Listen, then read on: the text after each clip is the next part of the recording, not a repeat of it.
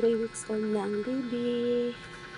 Pero ayan, tulog pa ang baby.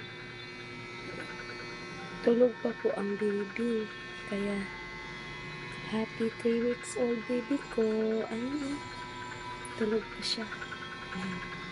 Hindi muna natin iistorbohin. Mamaya na siya mag-treat. Ayan guys. Maga na. Hindi na ako nagpapailaw. Kasi ayan.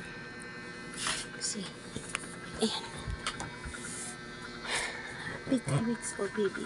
Susuot ka na yun. Ayan. Ayan. Tulog pa yung magbibihis. Nakatalikod pa.